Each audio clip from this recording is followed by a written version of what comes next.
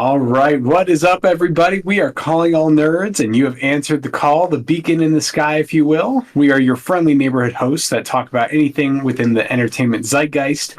We are so excited to talk about some amazing stuff tonight, specifically around probably what's currently the game of the year for both Tyler and I, unless something has changed in the last few days, Hogwarts Legacy, as well as we just wanted to kind of touch base on our thoughts on any of the games that were shown over the last few weeks during the PlayStation State of Play, the Nintendo Direct, and there was a Pokemon conference that I was unable to watch, but I'm sure Tyler has some thoughts on that as well. For sure. Other things that I wanted to mention real quick, definitely if you follow us on YouTube or Spotify, you may have seen that Tyler has already done the first 2 episodes of, what did we end up calling it? The Chatting Chatot. The Chatting Chatot, which you should definitely check out if you have not done so already for anyone that loves Pokemon. I am very close to finishing my script for my very first episode of Popcorn Addicts, which is a very small, like 5-minute review of movies. I'll be sending you my final draft, Tyler, because I'm paranoid that it's terrible. But no spoilers for anything there, but we're trying to branch out and try some new show ideas. And then finally, I just really wanted to kind of plug in Tyler's personal YouTube channel. Is it Mr. Teenator still? It is, yes. Yeah, Mr. Teenator. He has a growing fan base. What are you at now? Like 200? We have passed 200 subs. Yeah, it's pretty cool. Oh my gosh. I know, it's wild. Everyone should go check it out. It's really awesome seeing your channels to start growing over the last few months. So I want to see that continue to happen. So yes. That's really exciting. I'll shut up for a minute and just let you. Was there anything you wanted to mention as well before we start on Hogwarts? Yeah, there will be, just to let you guys know, if you are listening to us live, there is going to be probably like a, 30-ish minute, maybe like 20-minute break. My wife traveled to New York. She just wants to chit chat as she gets kind of acclimated to things at New York at night. So what we're going to do for the live stream, we're just going to pop on like a BRB kind of tag and everything. And then we're just going to play some chill lo-fi music just while that's going.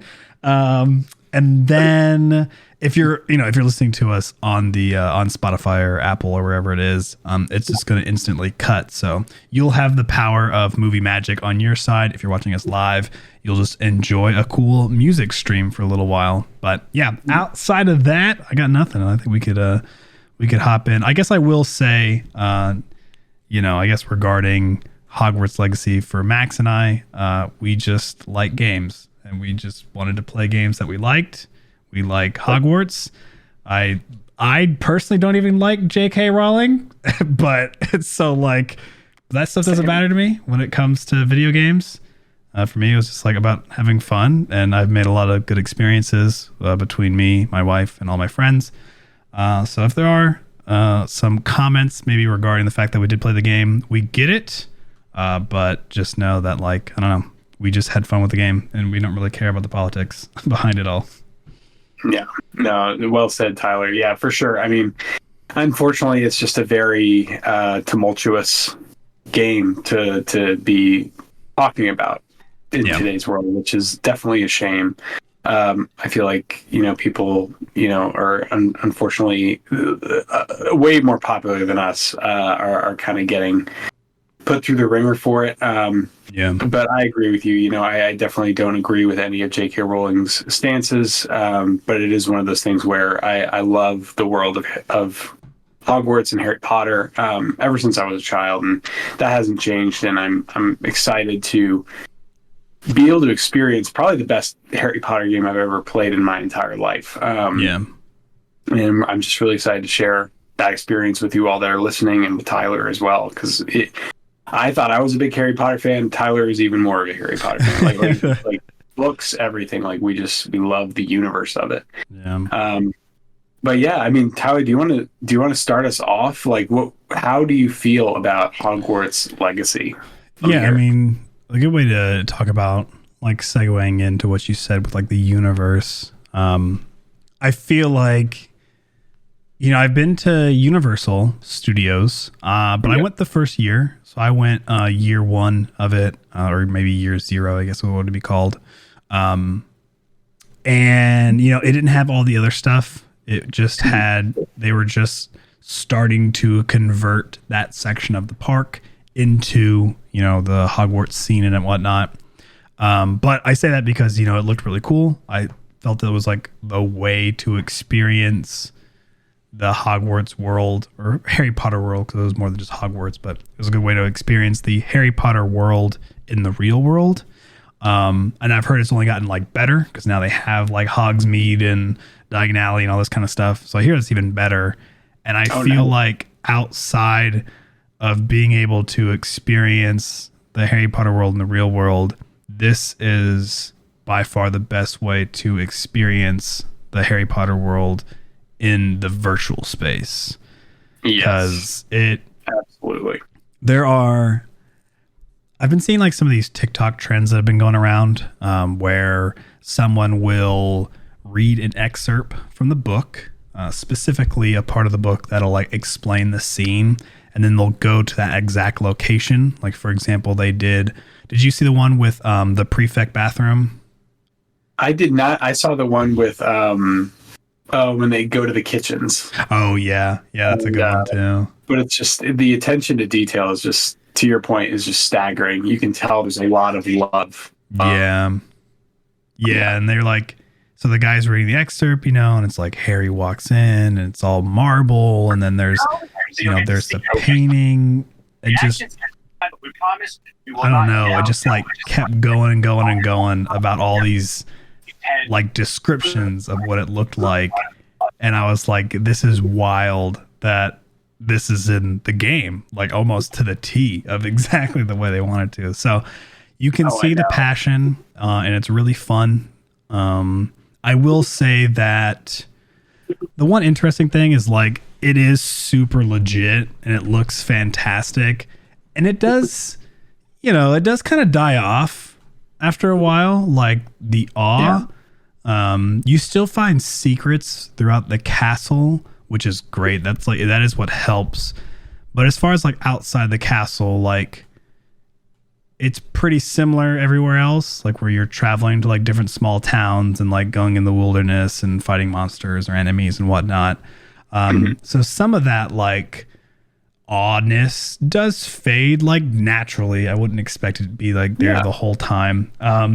But they do it well. It drags that like feeling of excitement drags on to a very long distant, because you start got the hiccups. You start the game and that's like the initial hype. You're walking around your house. You're exploring the castle, and then you like leave, and then you get to explore like Hogsmeade, and then it's like, oh my gosh, this is crazy. And then like you do some big mission that's like inside of a dungeon like area, and you're like, well, this is crazy. And then you get a broom, you're like, whoa. And then you eventually you get to like fly monsters, and you get your room of requirement. So it's like after like the oddness of like the world dies off, then it's like little things that are just like epic. Like the room of requirement is one of my favorite features in this entire game. I think it's so well done. It's like so incredible. They did it so much better than like Animal Crossing and all those games. Like it's so cool how you could do like the designing of your room. I love it. It's smooth. Like I was shocked at how smooth like the placement of, like you said, like these collectibles you can get of different furniture items, and like placing them in the room of requirement is like seamless. Like it's really impressive how they did that. Yeah, so I say like once that dies off of like what the world is like, it still surprisingly keeps you going of like fun, exciting things, which I thought was pretty hard to do, especially with like an open world. And it doesn't, I don't know, like the world's big, and I would love to do DLC for it, but I know there's been like talks about they may not do DLC. Who knows? I mean, that could be a discussion for later. But yeah, I'd say my overall opinion is that the game is really fun. The combat's good. I think flying is the worst. I don't know why, but flying feels really bad to me on the broom. It just feels kind of clunky. But outside of that, the combat's really fun. Walking around, like, controls wise, gameplay wise, really good. There's no like obnoxious crafting system that blows, which is always great. Sometimes those open world RPGs do some garbage like crafting system, like Pokemon did one, and it's awful. But so I'm glad they don't have anything like that. For sure. Did you and if you don't mind me asking, how far into the game are you? Like, have you beaten the main story or? No, I have not beaten the main story. I just got to the part where it's like, I don't think it'd be spoilers, but it's like you pretty much, like, after you get through all the initial crap and like figure out all your spells and stuff, gotta do trials. Trials are like the main bulk. I just got to that part. Okay, cool. So, nice. I think story-wise, we're around the same area, I would say. I just like unlocked flying mounts. Cool. So you may be a little bit ahead of me, actually. I don't know. But yeah, I'm about 26 hours in as well, which is a lot. But it's also because I spent a lot of time just being a completionist and trying to like 100% all the different sections of the map and stuff like that. And yeah. I like found all the field pages in Hogsmeade and, all the collectibles and stuff like that. And the castle, I'm not even like close to finishing that, but I'm actually the most excited about exploring the castle and finding every single thing that it has to hide. There's so much. They did such a good job with like hiding things. They did. I'll have something to say about that as well, I would say in a minute. I'm exactly on the same page as you, Tyler. Like the first, I would say 3 hours that I had playing this game, I was just grinning ear to ear. Yeah. I felt like a kid. I felt like a kid again. I was like, the book just came to life. Yeah, like it just like every time the music would swell into one of the songs that we know and love, like I just got chills. Like I'm not gonna lie, I got a little teary-eyed when you like first see the castle, and at the beginning of the game, and I was like, wow, like I can't believe this is real. Like this is unbelievable. And I'm sure a lot of the things in this game, from an open world game perspective, are definitely not like the best of any open world game I've ever seen. I think the nostalgia and the love of the the material is very much outshining that for me, for sure. I chose Hufflepuff specifically for my house. My wife played for a little bit. She had to stop playing because she was getting too much anxiety from having to battle absolutely disgusting spiders. There's so many. I think there's too many. There's so many spiders. In this game are terrifying. They dig underground and like, oh my gosh. The way they move and everything. Ugh. Like every time I have a mission that's in a spider nest area or whatever, like I just like, yeah. It's kind of the worst. Yeah, there's way too many spiders. That's a bad takeaway. I'm like, why did you put so many spiders in this game? No, but I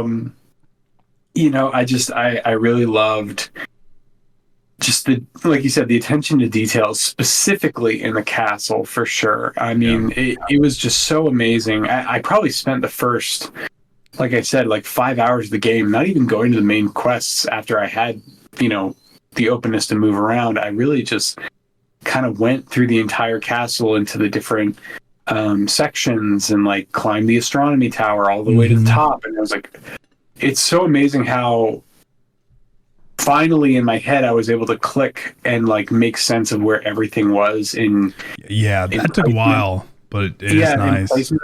Right, because it's huge. And but it all made sense. Like I was like, wow, this even like kind of almost shot for shot looks like the movie, like the movies themselves. Like when I went into the astronomy tower, like you get to the very top and I was immediately hit by the thought of like, oh my gosh, this is where that happens with Dumbledore. Like I was like, wow, like this is crazy. And then I kept wondering to myself, I'm like, can I find the Chamber of Secrets? You could find the bowl. Scriptorium. You can find that. Yeah, I did that side quest with Sebastian actually last night, which was really cool. And Ominous Gaunt, which is a great call. Like, that's another thing. There's just great callbacks that are just a love letter to people that have read the books. Yeah, like Peeves finally shows up. Yeah, which is Peeves, crazy that Peeves is not in the shows that or the movies that much, because in the book Peeves is everywhere. It's so wild. Everywhere. And he is everywhere in this game. Like, I don't think, like, I probably see him the most out of the NPCs. Yeah. Yeah, that's true. Just like running around, juggling, or like grabbing something from a student and running away with it. And that's the other. Yeah. Are you like me? Do you walk around instead of flue powder? Yes, for the most part. Yeah. In Hogwarts, like the castle itself, I never use flue powder. I walk everywhere. And just because I'm always doing Revelio and seeing if I can hear the chime, or if I can like see a chest somewhere that I could get. But it's also to see those moments, right? You see Ominous, who is blind. He's a Slytherin who is led around by his wand, which is really cool. You can see all the other students that you've come to know. You know, it's interesting for those that have played the game. Like, when it comes to the students, you really only become really close with Natty, who's a Gryffindor, and Sebastian, who's a Slytherin. But every other student has a side quest, like a moment with you, which is great. Like, I really love that you have a mission with some of these characters are more fleshed out than others, I would definitely say. But it's still cool to like interact with, like, I think there's like at least 6 or 7 students from every house that are named and have more than your typical NPC style of dialogue. Some of them, man, those poor voice actors. I hate sounding mean to voice actors, but I don't know. Some of the choices that you guys picked is, it's a little rough. Like very like nasal. Oh, dude, Arnold, I can't. Oof. It's like Arnold or something. He's like, "Well, hello there. Do you want to help me find the treasure map?" And that is like, yeah, that's exactly how it sounds. It's just rough. Yeah, and I was just like, rough. Who are you? Yeah. But yeah, like I really enjoyed that. I loved every mission that included, you know, getting to meet a new teacher. Oh, yeah. I don't know if you've done this, but if you go back to the classrooms, you can actually talk to the teachers again, and they have additional dialogue that like explains their backstories. And I did it with the charms guy. That's how. Remember, I was telling you how I was like, oh, he's a Slytherin. I did it then because I was chatting with him, and that's when I noticed his. He had like the snake kind of like. They almost had like charms on his coat, you know, like buttons in a way. Yeah. With the buttons, which is great. I love the style. I love you know, just getting to learn, like Professor Hecat, her backstory is incredible. I really like Professor Sharp's backstory. Garlick's cool.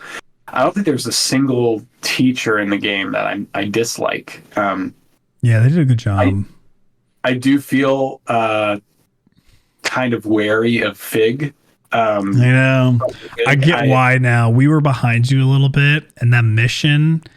Yeah. One of the specific missions, I was talking to Julie about it. I was like, I get why Max is a little weary about him now. His dialogue during a very big turning point in the game of like, okay, now you're about to set off onto the main part of this.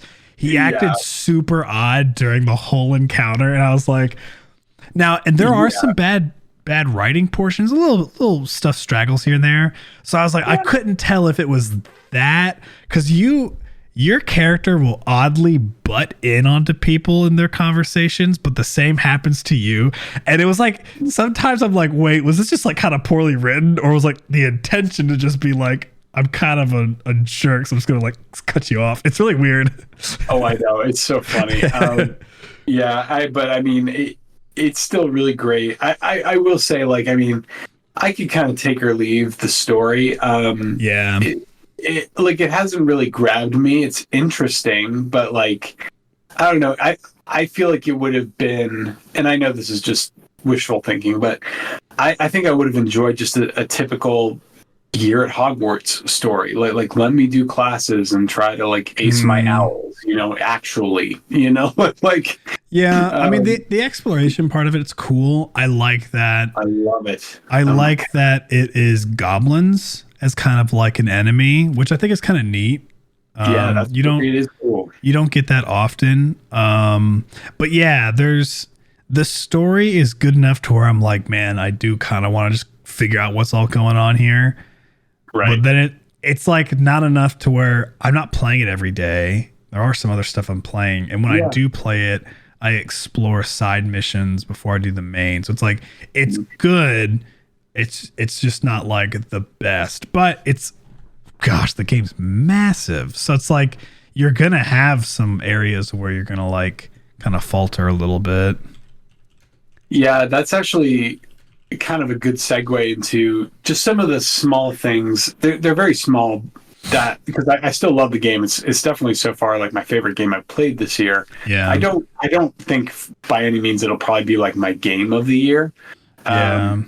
Especially now that like the magic and like the has, to your point, is kind of worn off, especially as you start, traveling around the world of it. But there's really only a few things I wanted to mention that I don't know if you feel the same way about the game.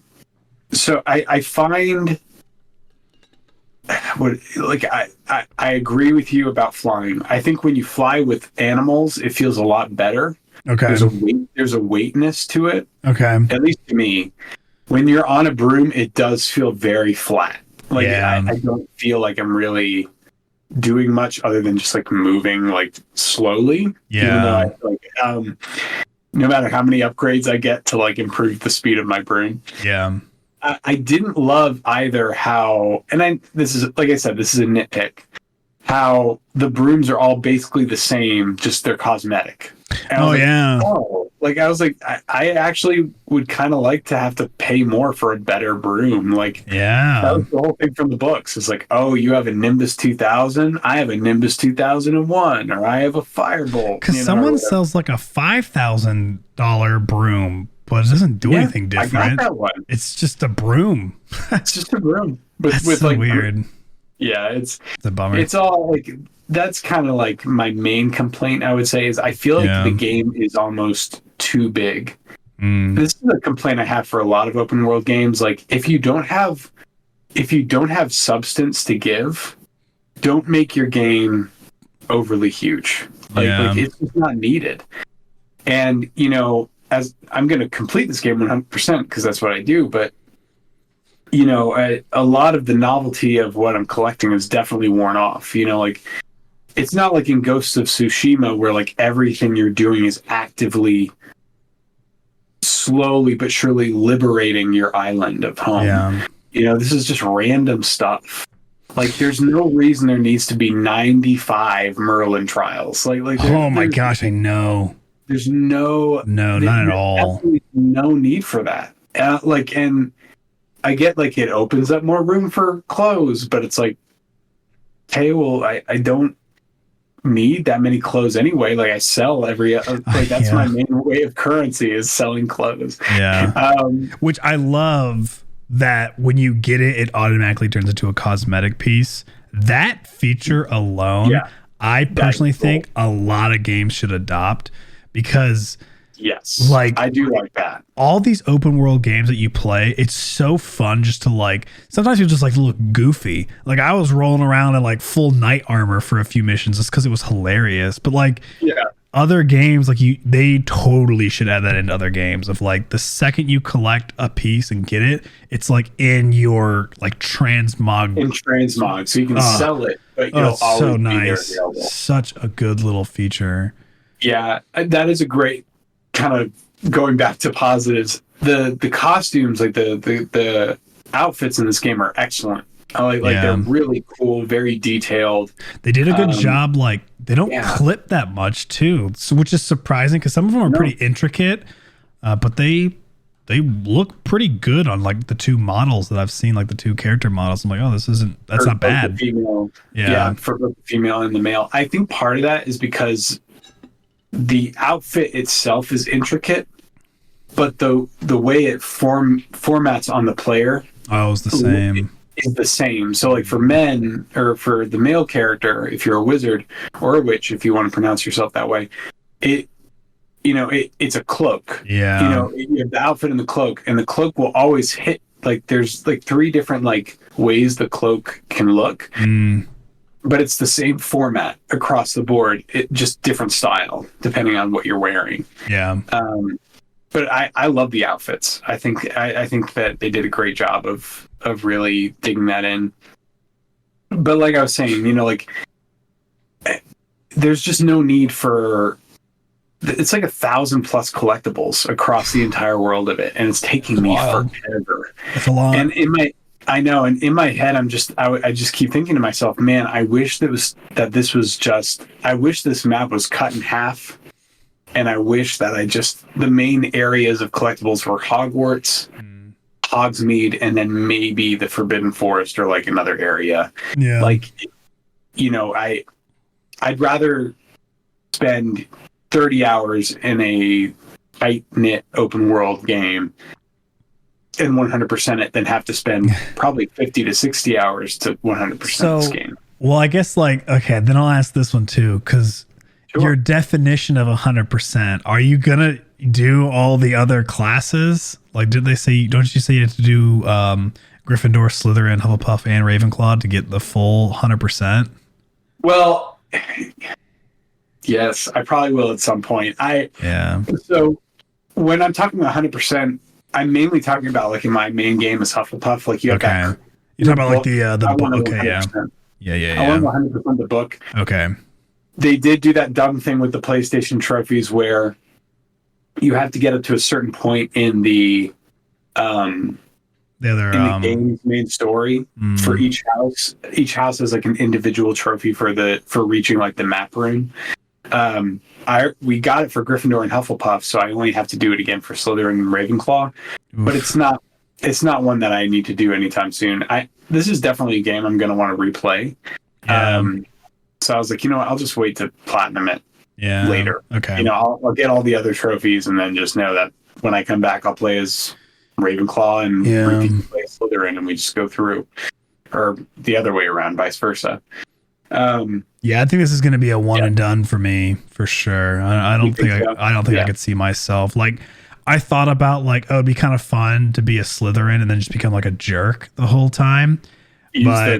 For unforgivable curses. Yeah. And then I was like, I don't even know if I would like really would want to do that because there was like other things. Like I noticed that one annoying thing that I have is in their talent system, you can't technically get all the talents, which I think the talents need to be balanced anyways because they're so overpowered and it kind of makes the game boring because one, you can become level 45, but everybody else maxes at level 40, which already means you're 5 levels above them.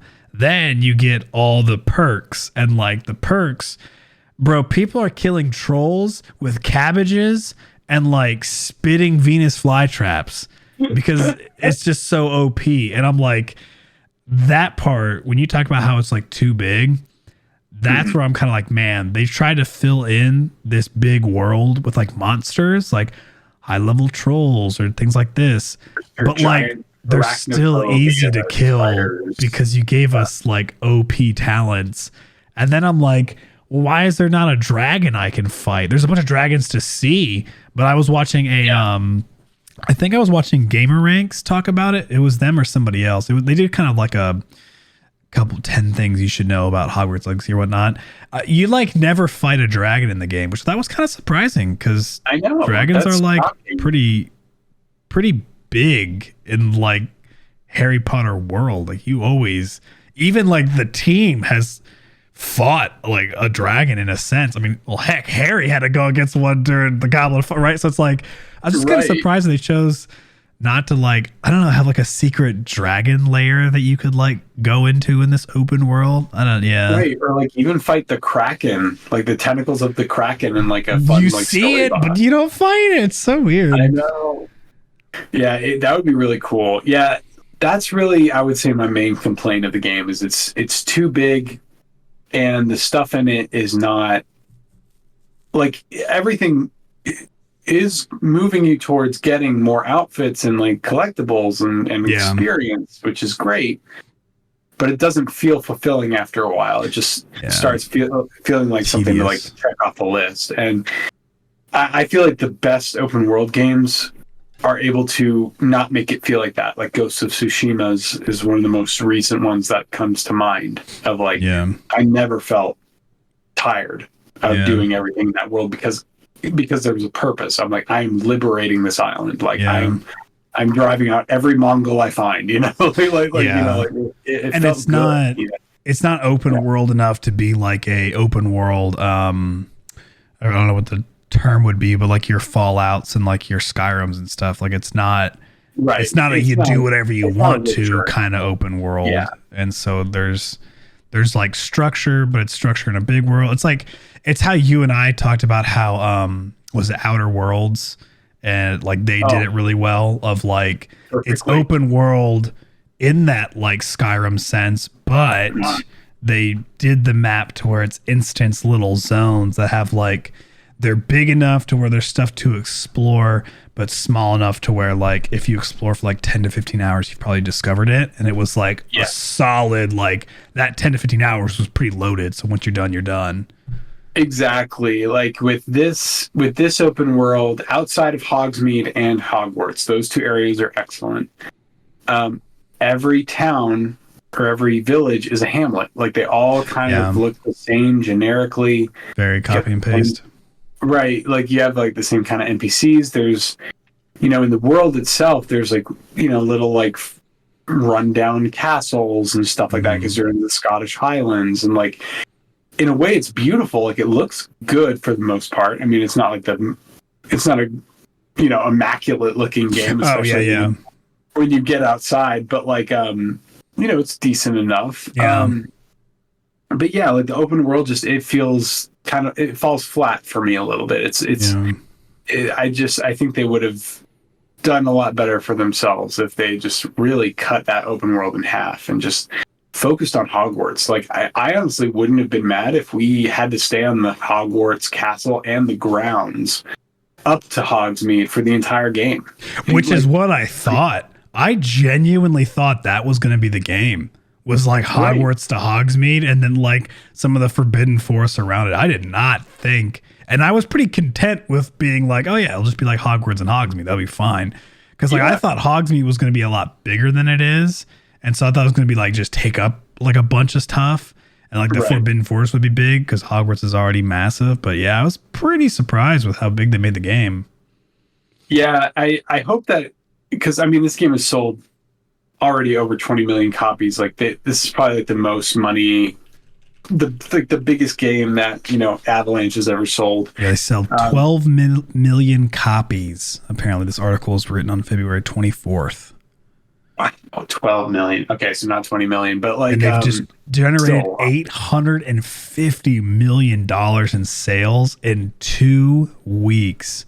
Yeah. Oh my goodness. Yeah, dude. This game is like, I would be shocked nuts if they did not make a sequel to this game. And I feel like they set it up, and I can only speak to where I'm at in the game now, so I haven't seen the ending. I don't know if it ends on a cliffhanger or anything like that. But I think there's a reason they started you as a 5th year, for more than one reason. You know, like with open world games like this, they tend to be in ways of trilogies. So it's like, okay, that makes sense. Like 5th year, 6th year, 7th year. You know, like you end your thing at Hogwarts. I could be talking out of my butt, but like in my head, that makes sense. Of like, okay, like this is another trilogy style game that like it could be very successful. Yeah. Like I said, I hope that if they do it again, they tighten the screws a little bit and really just pay attention to the school, because the school itself is the best part about the entire game. It's just like you said, the exploration, even the like using Alohomora to get into the faculty offices and like read notes. And I'm so excited to unlock that. There are so many locked doors in this game. They are everywhere. It's kind of insane. There's so many locked things. I've unlocked most of them. Oh, it's wild. It's wild.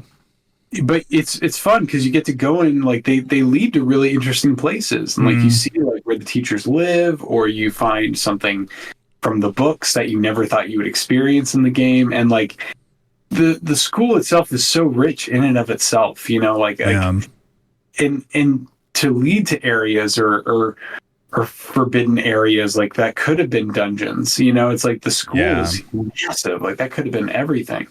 How does it load? You're on a PS5. I'm on a Series X playing it. How does it load for you? So for me, sometimes I'll hit a door and I'll get like a little loading screen. Not a loading screen, but like the door has like a spinny thing around it. So it does happen on the PS5. Okay. It does, yeah. Outside of that, performs really well. It's a pretty well performed game. I was surprised because it's pretty seamless walking around. No loading screens, nothing. It's kind of great. Yeah, Avalanche did a great job with this engine. The one thing I will say is I personally feel kind of floaty when I'm walking, especially when I have to traverse platforms and like some of the dungeons or some of the caves. I see what you mean. Floaty's that's a great way to describe it. It does have it just feels that. Like I'm not fully grounded into the world as a character. I like there are definitely moments where I feel like, okay, my character is literally like on a screen of like, ones and zeros here a little bit. You know what is kind of interesting though about like the Avalanche software is like they've also made like Disney Infinity and stuff. They've made, so Avalanche software, the games that they did before Hogwarts Legacy are legit like all Disney. Disney Infinity 3, 2, 1, Cars, Toy Story, Bolt, Chicken Little, Tack 2, Staff of Dreams. They did Tack, which is great. I love the Tack games. Dragon Ball Z Sagas randomly. They did the Rugrats games, and then they did a Mortal Kombat trilogy. I'm not really sure what that was on the PlayStation. But yeah, like for like the past... Did they do Mad Max too? Because there's a Mad Max game. Off-Road Challenge. No, they did Hannah Montana Spotlight World Tour. Okay. But yeah, Hogwarts Legacy has been their most recent thing that hasn't been like Disney movies. It's just kind of interesting. Wow. That's a good... Oh, excuse me. Man.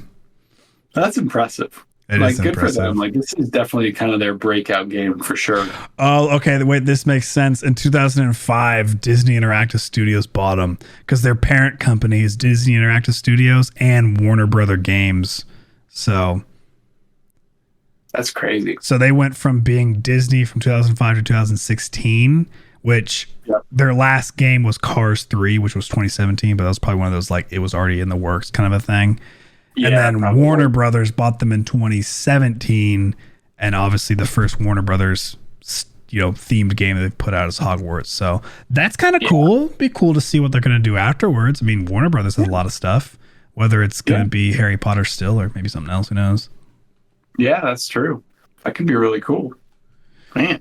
Yeah, one thing that I will say too is pretty nice about the game that I was surprised on is the combat. It is a lot better than because I questioned a lot. How are you going to make wand play like fun in the game? And it works pretty well. Like the lock-on system is pretty decent, and the combos is really cool. If they didn't have the comboing where it's like if you pull someone, you hit them like 2 times, but then you push them, can hit them 3, and then Leviosa, and then that's really well done. I was pretty skeptical, and I was pleasantly surprised. How do you feel like the combat does? Do you enjoy it? Do you think it's like weird?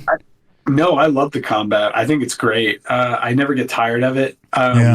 I've at this point unlocked the majority of spells. I think there's only 2 spells left to unlock. I'm not playing with the unforgivable curses, so I can't speak to those. But I think the only 2 spells I don't have yet are Bombarda, which I'm very excited to get because I'm tired of.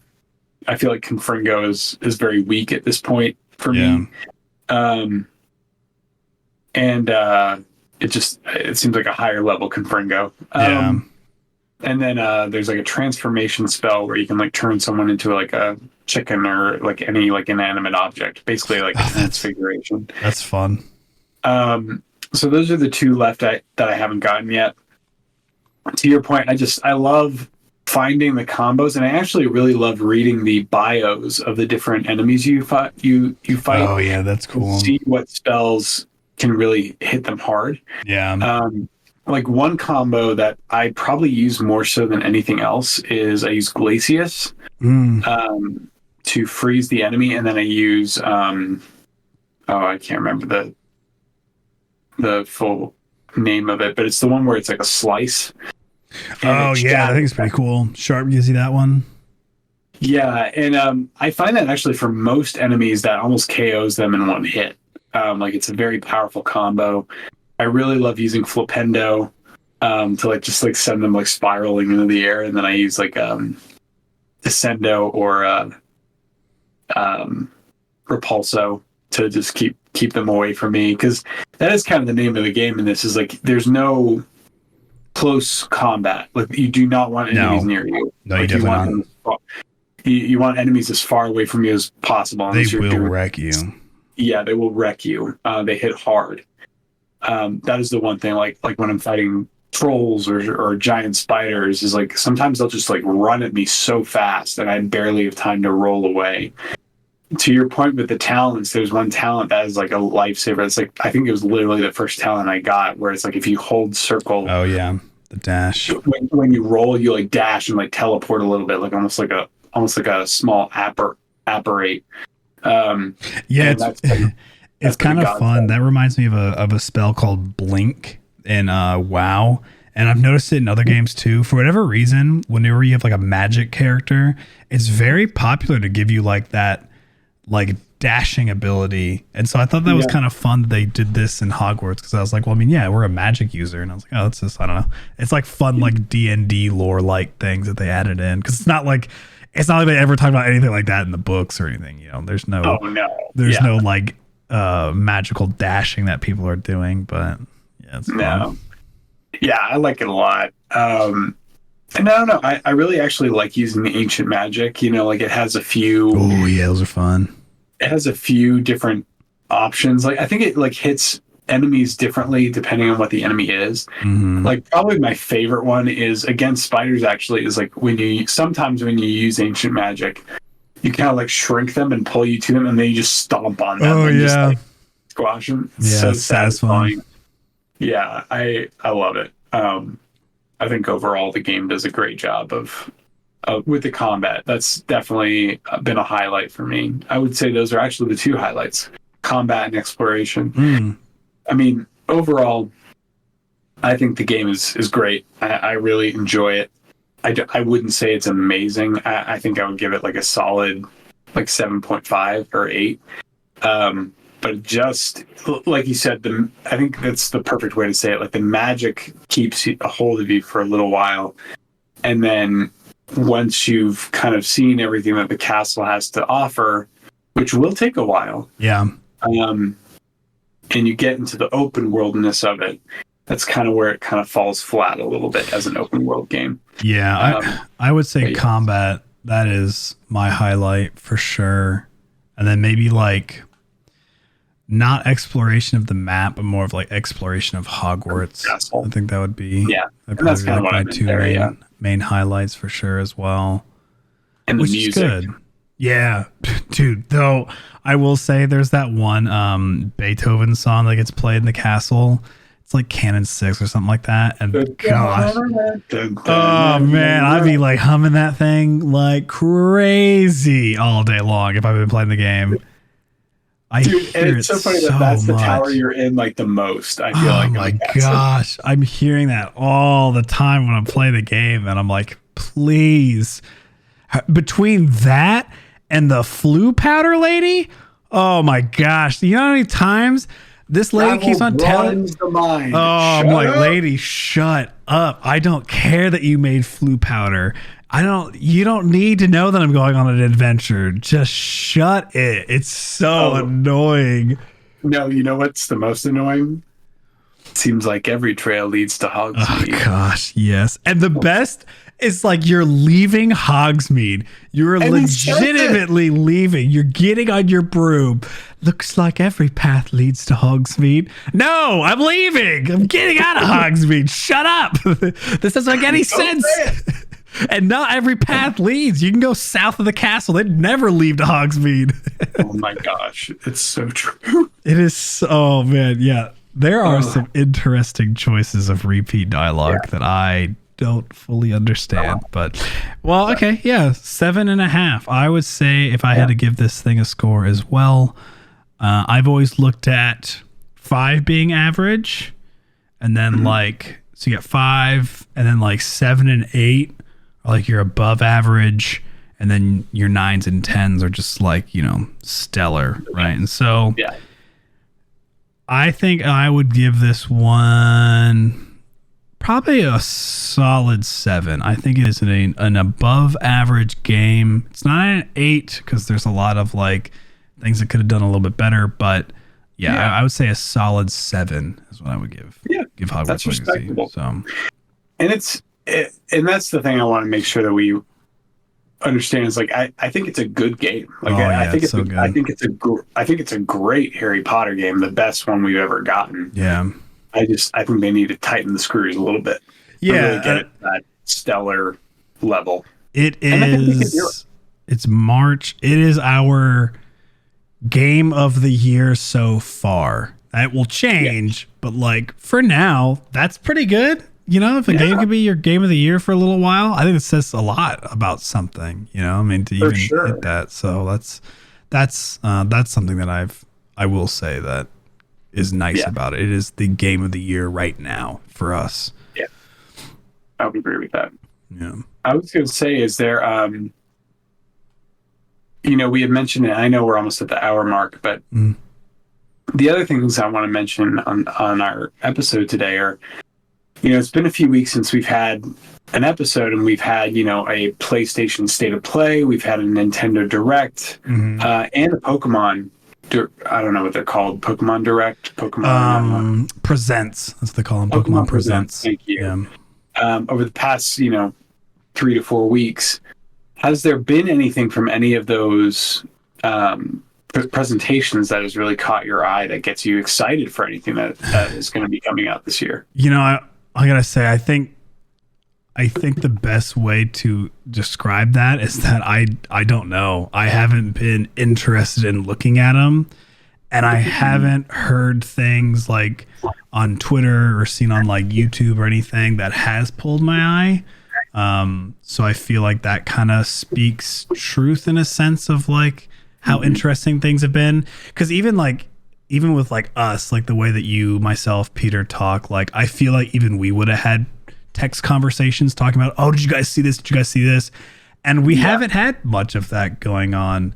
The only thing, really, I would say really the only one that got me excited was the Nintendo one. But PlayStation State of Play, they showed off. I think really the only thing of consequence that they showed off was Resident Evil 4 remake. Yeah, and it looks great. I mean, like it does. It looks like but that's a game we know. You know, like that's a game where it's like I already know I'm gonna like it. I liked it when I played it on the PS2. Right, exactly. I've played that game so many times, which is crazy for me because I normally am a chicken when it comes to scary games. But like I know that game in and out. It does look like they're adding new stuff to it, which is exciting. But you know, I will mention a few. Advance Wars. Advance Wars was one from the Nintendo. Yes. That I did like. I wasn't the biggest fan of the Nintendo stuff. It's hard for me to get into Nintendo games, but when I was watching it, I would say out of all the ones that were shown, that one looked pretty interesting to me. I am shocked that you were not excited for the Professor Layton game. Oh gosh, yeah, I forgot that was a thing. Yes. Yeah, that too. Yeah, Professor Layton. It's not showing up on here. I'm on Nintendo's website looking because I was trying to remind myself. That's not showing up on their little websites. That's why I didn't think of it. But yes, Professor Layton was on there. Yeah, it was like a small teaser, like Professor Layton in the New World of Steam. Oh gosh, dude, being able to play that game at like a solid 1080p versus on a little handheld DS is gonna be awesome. I'm so excited. The only thing I was sad about was that they didn't announce a new Phoenix Wright game because I want another Ace Attorney so bad. Yeah. Yeah, I was kind of bummed. I think the reason why Nintendo hasn't pulled me in so much recently is like I've been still really wanting to have like a Wind Waker type of deal come out. I really want like a Wind Waker, like honestly, what they're doing with Metroid, or what they did with Metroid, I want them just to do with Wind Waker, of like, let's just bring the game over. Like it already looked fine, and then we'll just kind of like maybe enhance like a tad, but like I feel like I have so many of those games that I'm really wishing could get out of Nintendo.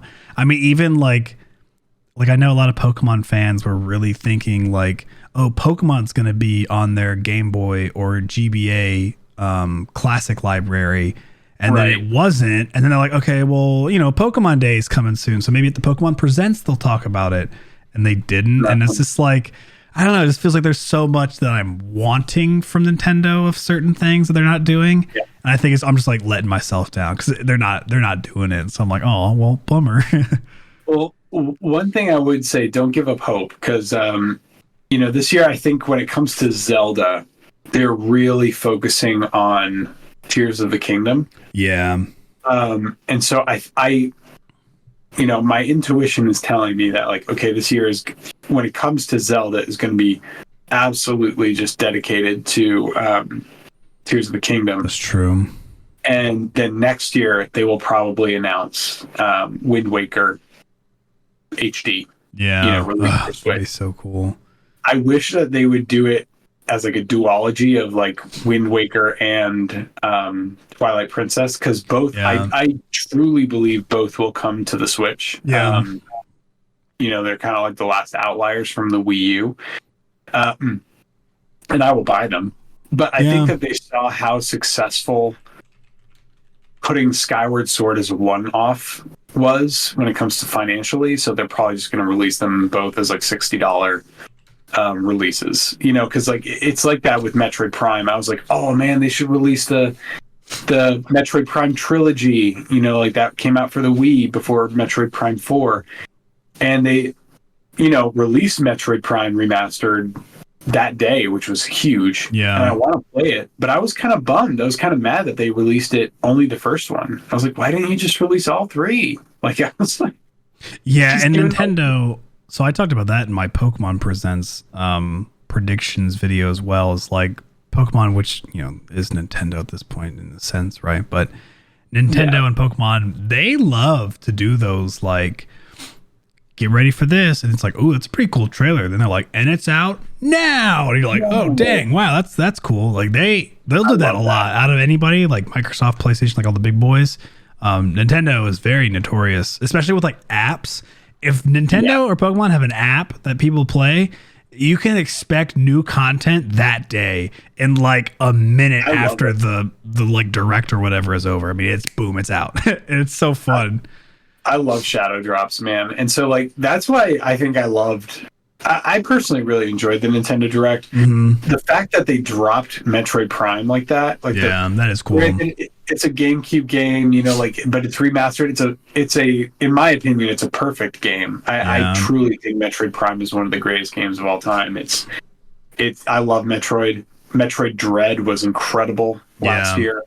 But you know, and to see that it got like it's getting perfect 10s again as a remaster, I'm like, oh, I want to jump back into that game, but I don't want to pay $40 for it. You know, it's like I've played this game so many times.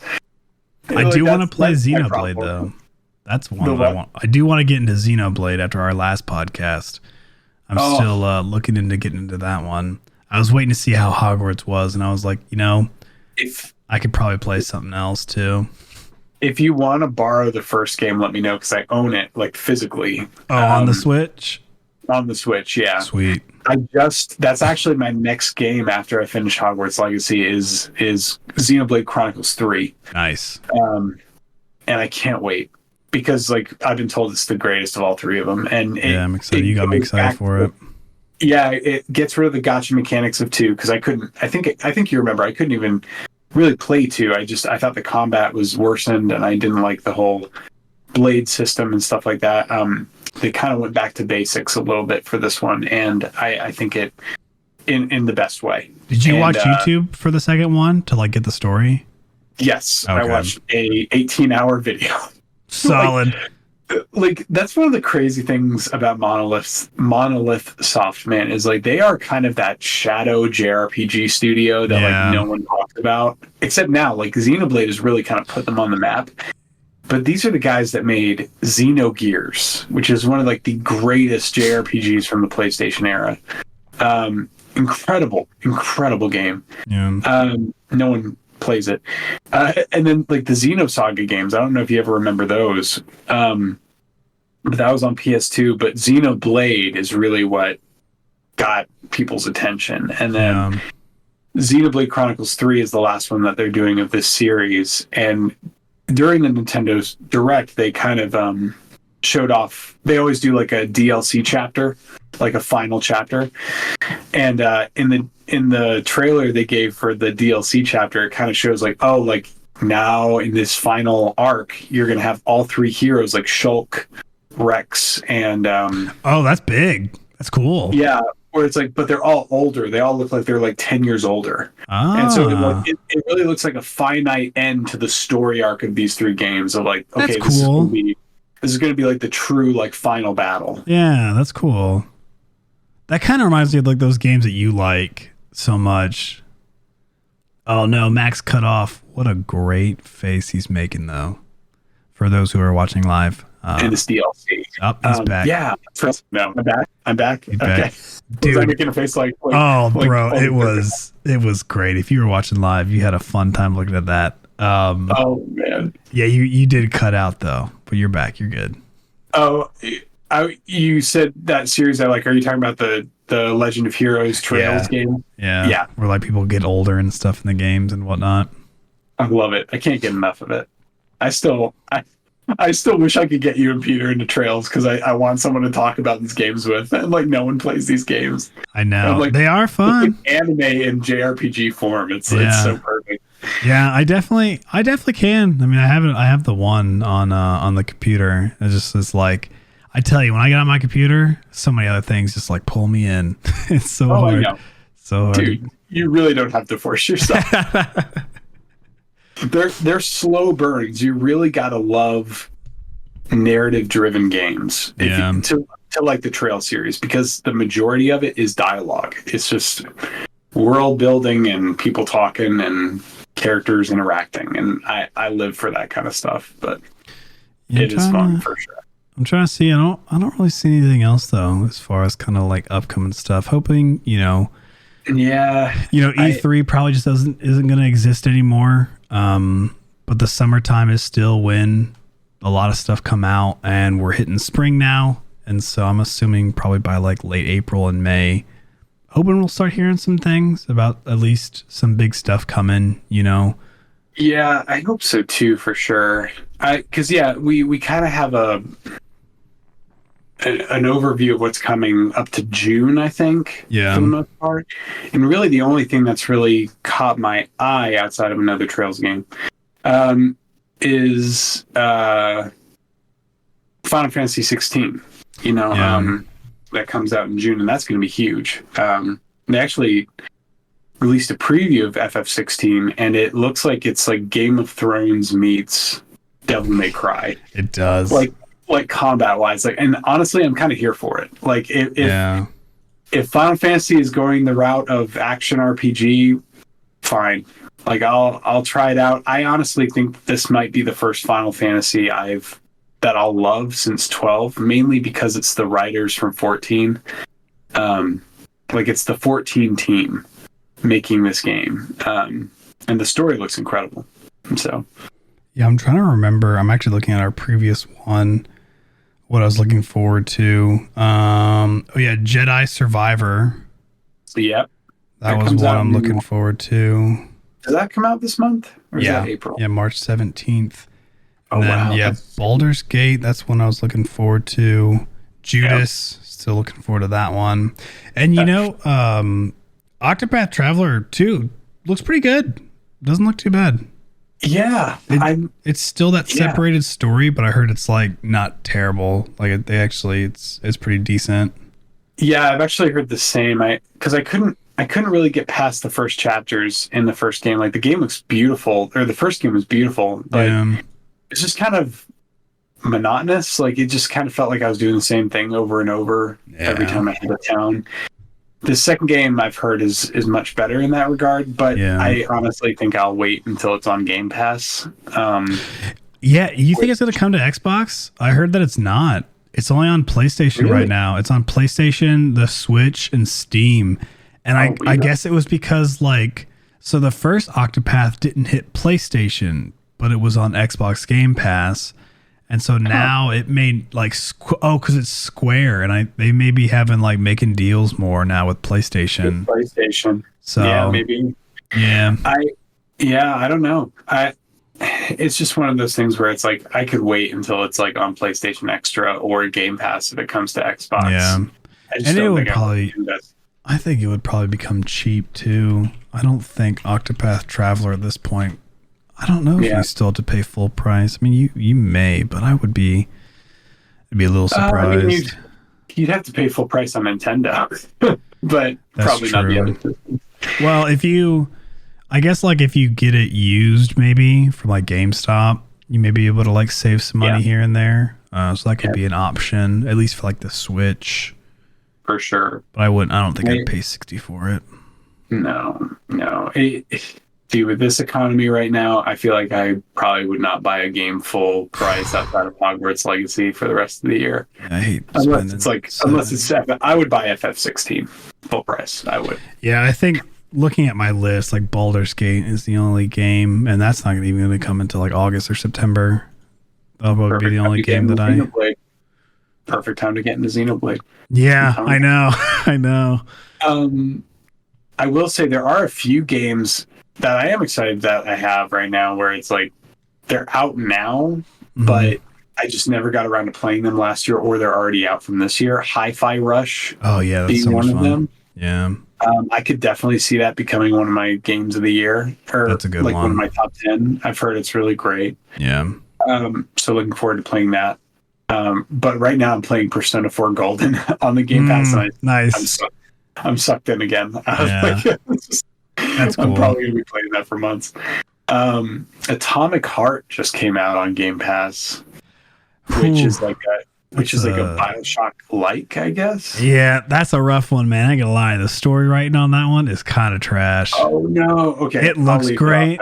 It looks so good. And it's pretty fun, but I think the writing's pretty garbage. It's just it's just awkward. Then I won't play it. Then I don't have enough time to waste on it. I would say pass. Maybe come back to it later because it is fun. The world's really cool. The visuals are fantastic, and it does very much play like BioShocky. But the dude, he's kind of annoying, and the dialogue. That's what I've heard. It's just kind of odd.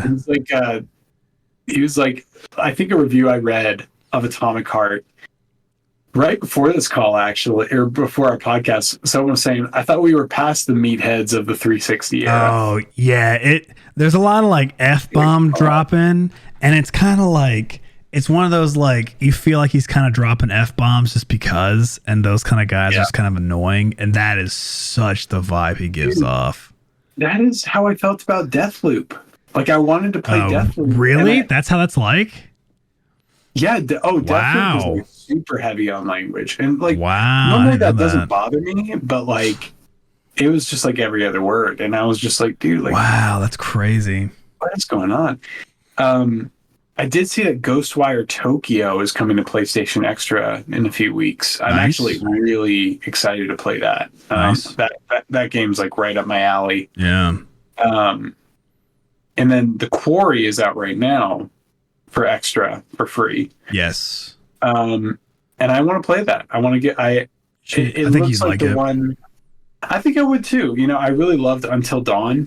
So I think I feel like The Quarry would be a great palate cleanser after Hogwarts Legacy. It's solid. I would actually encourage. I know you. Well, you don't have to, but like I know you like to get the completion, which I usually think is like don't let anybody die. I watched Rad Brad do it, and he did it without any guides. It does a pretty decent job of being like, I think I know what the obvious path here is. But I was impressed. I was like, dang, no one died on his first playthrough, and I was like, that's pretty good. I'm pretty sure when I played Until Dawn, someone died in like the first 10 minutes. Oh yeah. Same. No, it's funny you mention that. With games like that, like Until Dawn, that like are very much like replayability of like you need to keep replaying the game to see every ending, to see every moment.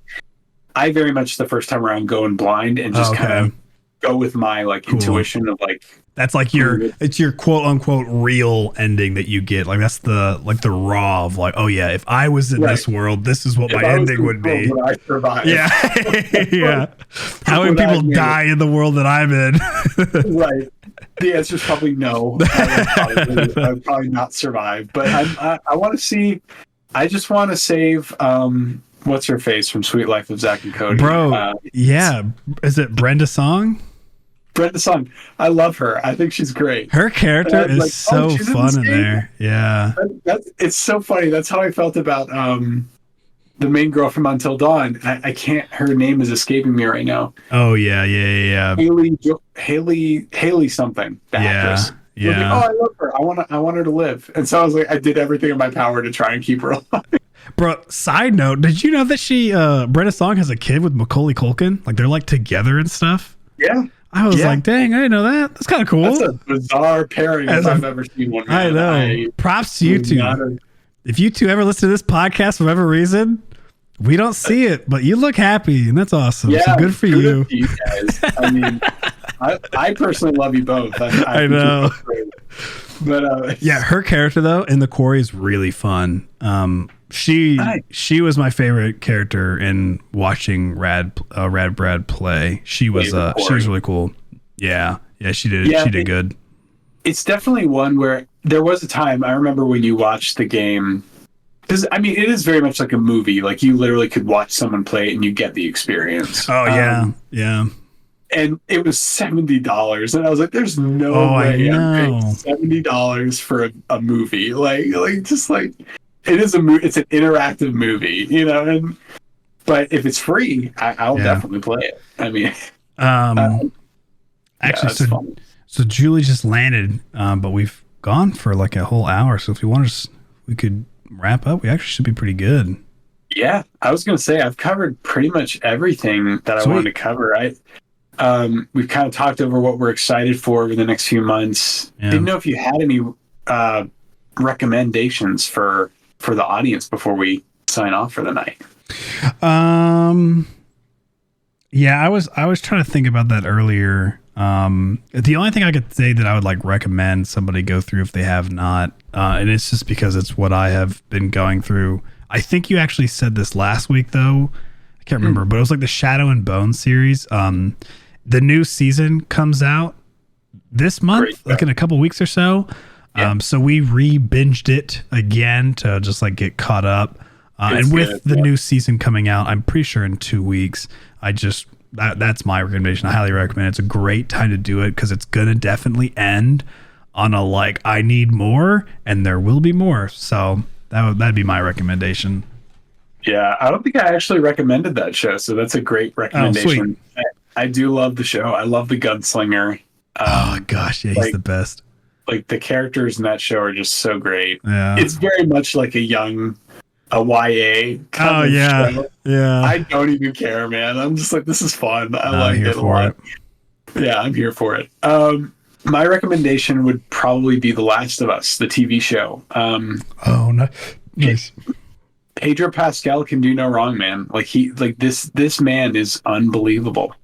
And he, like, I would definitely say as the show's going on, has shown new layers of Joel than I've ever gotten from the video game. That like this is a whole new level of acting that I've seen from Pedro Pascal in the show, and it's unbelievable. This is definitely the best video game adaptation to screen I've ever seen. The show's phenomenal. It's directed and I think directed by the person that did Chernobyl. It is a few years ago. And the cinematography, the set design, the characters, the acting, it's just so well done. They add a lot of new things from the game, but it's very faithful to the source material. I would recommend it to people that have played the game, that haven't played the game. There's still 2 episodes to come. It is a heavy, heavy story. Like Last of Us is not for the faint of heart. Yeah. It's very sad. It's a very rough story, but it is also one of the shining examples, I would definitely say, for me personally, of what humanity is capable of, both good and bad, in a dystopian kind of world. And so I highly recommend it. It's on HBO Max. Check it out. It is definitely worth your time. Sweet. Well, thank you all for tuning in and listening to episode 21 of the podcast. We appreciate it. And we definitely look forward to hearing to you guys soon. As Max said earlier, give us a follow on all the platforms, on all Spotify, Apple. Make sure to give us 5 stars and all that good stuff. Like the video on YouTube too, because it does help us. And stay tuned for Popcorn Addicts to come, for some more Chatting Chat Out episodes, and for some more Nerd Alerts. So thank you all very much. We'll talk to you all later. Peace.